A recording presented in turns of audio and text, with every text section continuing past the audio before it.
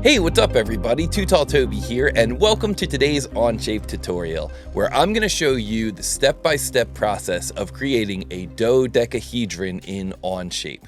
Now, the real trick to creating a dodecahedron in 3D CAD is understanding that magic angle between faces, and that magic angle is 116.565 degrees. Once you understand this magic angle, you're going to find that the entire model will really come together quickly. So let's get into it here by starting out with a new sketch on the top plane. I'm going to begin a new sketch. I'm going to press N to get normal to, and I'm going to create an inscribed polygon in Onshape. Here you can see that I'm going to click on the origin, move my mouse away from the origin, click again, and then as I move my mouse up and down, I can control the number of sides on this polygon. I'm going to choose 5 to create a pentagon. I'm going to hit escape here, choose this lower edge, and then I'm going to press the letter H on my keyboard to make that line horizontal. Now at this point we have to assign a dimension, and this dimension is going to be the same for all of the edges of our dodecahedron. But what should this dimension be? Well, that depends on what you're using this project for. If you're creating some type of a structural framework in the backyard, then maybe each edge would be 1 meter long. If you're going to be 3D printing this dodecahedron, then maybe each edge should be a little bit smaller. So let me know down in the comments what you're going to be using this dodecahedron for, whether that's a current project or maybe some project that you have planned out for the far distant future. For me, I'm going to be 3D printing this, so I'm going to make each edge 20 millimeters in length. All right, now we've got a nice fully constrained sketch, and so we're going to exit the sketch, and we're going to launch a command by going over here to the search tools and typing in the word fill. Now this is going to allow us to create a filled surface. And what a filled surface basically does is lets you pick one or more edges and then kind of lay a blanket over all of those edges. So it's kind of like we're laying a sheet or laying a blanket over those edges. That's how fill surface works. It's a lot more exciting when those edges are curved in 3 dimensions. But in the case of this pentagon, we're just going to be filling that in with a nice flat surface. Now, if you've never worked with surfaces before, don't worry. We're not going to go into anything too deep in this tutorial, and I'm going to talk you through all the steps. But basically what we've created with that filled surface is a planar pentagon shape that has no thickness. It's really theoretic in nature. And we get a special characteristic down here at the bottom of our part studio, letting us know that we are now working with surfaces. Let's now take that surface body and make a copy of it by launching the transform command. So we'll come up here to search tools again, and we'll type in transform, and we can see here that in the transform command, what we're able to do is choose a body. So I'm going to choose this surface body here, and then we're able to declare how we're going to transform that, and we're going to do a rotate of that body. We're going to rotate it about this axis, and what's going to be the angle that we rotate this to? Well, you probably guessed it. It's that magic angle, 116.565 degrees. Now, the last thing we're going to do before we finish this command is we're going to hit this check mark here that says copy part, because we want to be left with 2 copies of this surface. So we choose copy part, and now we see that we've got one face down here at the very bottom and a second face right here at that magic angle, and we are off to the races on this model. We're really making good progress here. Now we're going to create a circular pattern of this side panel, and we're going to do that by patterning about the original circle from our original sketch. So let's show our original sketch so that we can choose this circle when it comes time to creating that pattern. Then we're going to launch the circular pattern command. We're going to choose this face here, the side panel, and then for the axis of our pattern, we're going to choose that circle. We'll make that a total of 5 instances.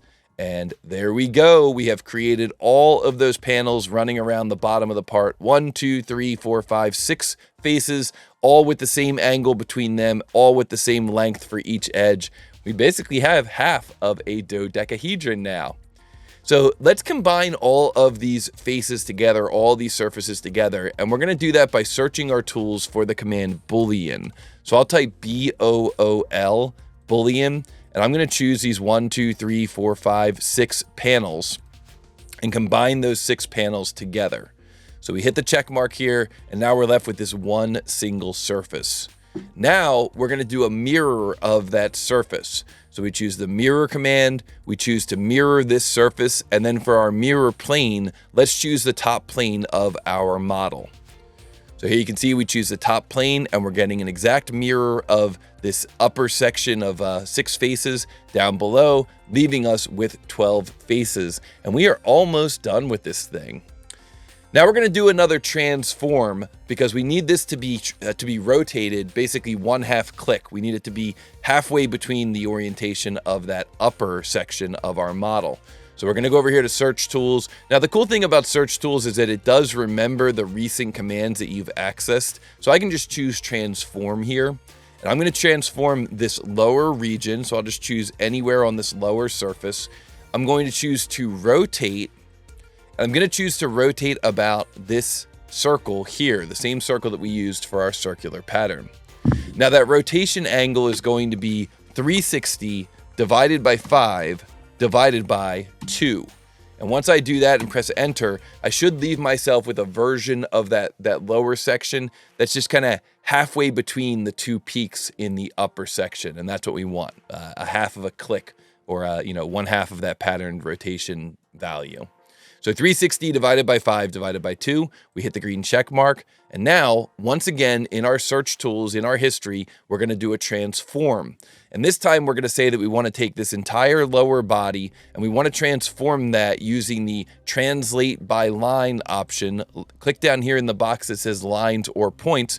And we're going to say that we want this point down here at the very bottom of our lower segment to go up to this location here. So we're taking this point, we're just kind of moving it up to the corresponding location in the upper region. Click on that second point there, the preview updates, and you are now basically looking at a dodecahedron. Look at that thing, that looks awesome.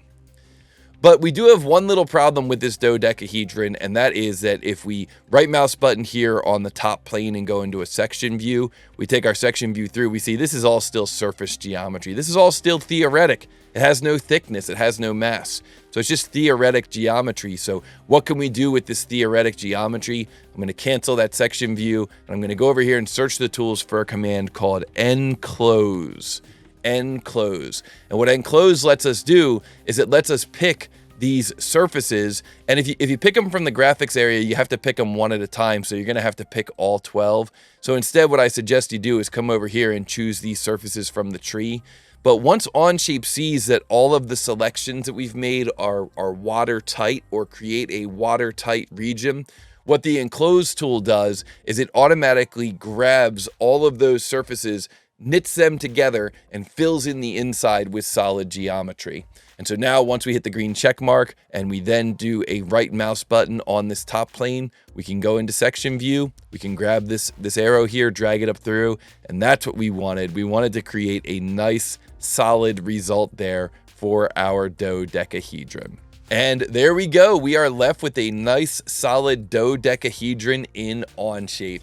If you like this tutorial, be sure to hit the like button on this video. Let me know down in the comments what you plan on using this dodecahedron for. Maybe you're just doing it to get some practice in Onshape, but maybe you actually have a really cool project in mind. Let me know down in the comments what you're going to be using it for. And of course, be sure to subscribe and be sure to come back for the next video.